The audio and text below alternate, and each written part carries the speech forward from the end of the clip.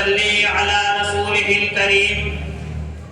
أما بعد فأعوذ بالله من الشيطان الرجيم.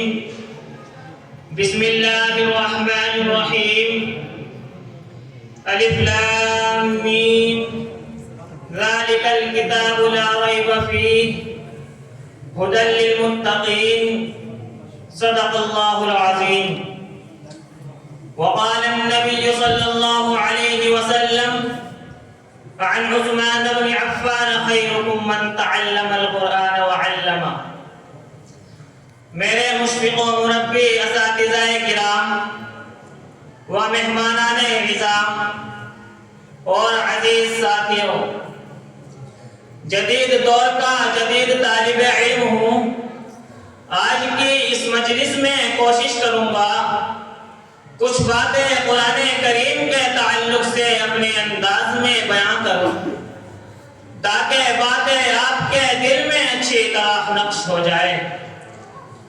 ویسے تو قرآن کریم کے لیے جتنی بھی باتیں کروں کم ہے، کیونکہ قرآن تو بذات خود ایک سمندر ہے اور پھر اس کی تو ایک ایک آیت سمندر ہے.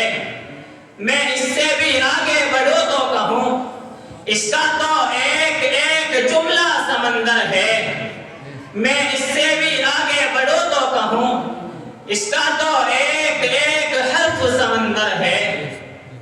قرآن کریم وہ مقدس کتاب ہے کہ جس کو اس دنیا میں جتنا پڑھا جاتا ہے پوری دنیا میں اس سے زیادہ کوئی اور کتاب نہیں پڑھی جاتی.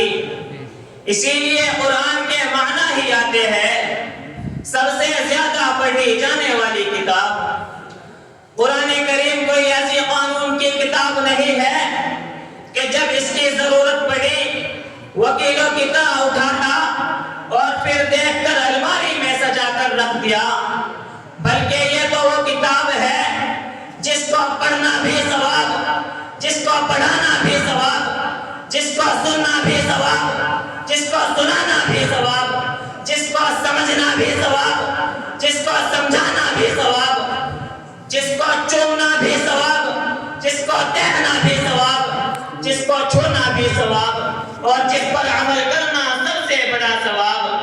قرآن کریم کہتا ہے اے مسلمانوں، اگر مجھ کو سنور کر پڑھو گے تو قاری بن جاؤ گے، اگر مجھ کو سمجھ کر پڑھو گے تو عالم بن جاؤ گے، اگر مجھ کو یاد کرو گے تو حافظ بن جاؤ گے، اگر میرے مطابق فیصلہ کرو گے تو قاضی بن جاؤ گے، اگر لوگوں کے سامنے میری آیتوں کی وضاحت کرو گے تو مفسر بن جاؤ گے، اگر میرے بتلائے ہوئے احکام پر عمل کرو گے تو ولی بن جاؤ گے.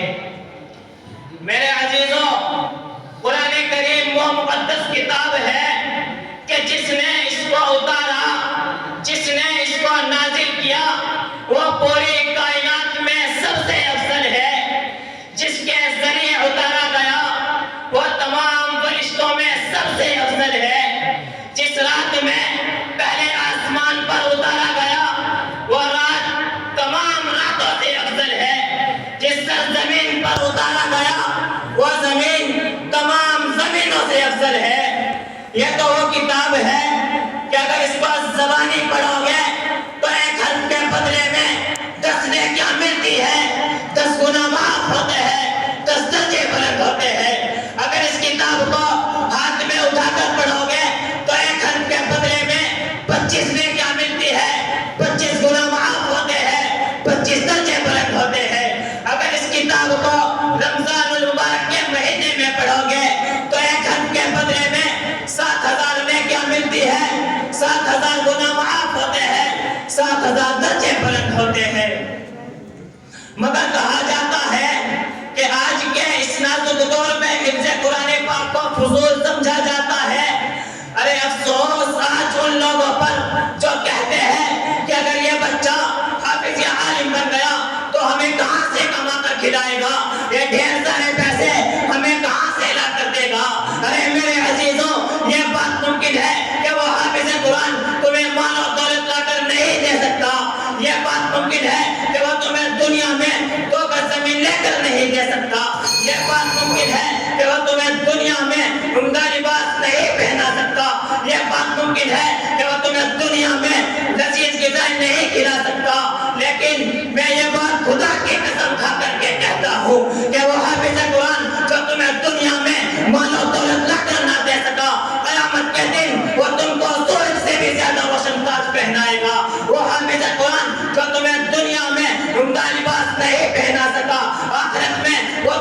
میں لباس پہنائے گا۔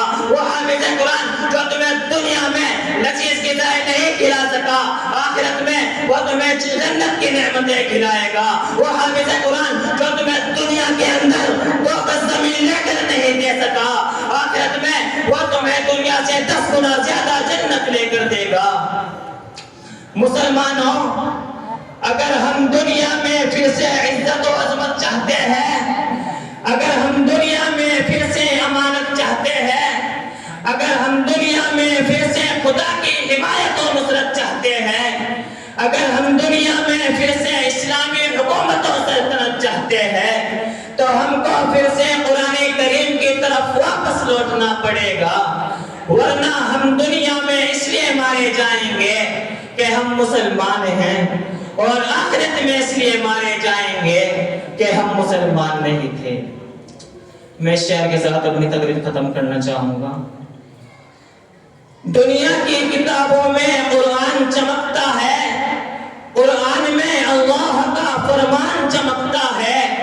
عادت بنا لے جو تلاوت قرآن کی، اللہ کی نظروں میں وہ انسان چمکتا ہے۔ وَمَا عَلَيْنَا إِلَّا الْبَلَاغُ۔